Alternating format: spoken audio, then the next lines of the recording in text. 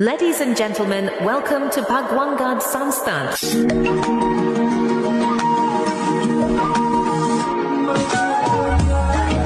तर पंकजा मुंडे आणि धनंजय मुंडे या बंधू भगिनी फडणवीसांच्या मंत्रिमंडळामध्ये आता दिसणार आहेत. बीडमध्ये एकाच जिल्ह्यामध्ये आता दोन मंत्री, दोन बहीण भाऊ आता समाजासाठी लढणाऱ्यांची सोबत आता धरा, आहो सोबत आता धरा.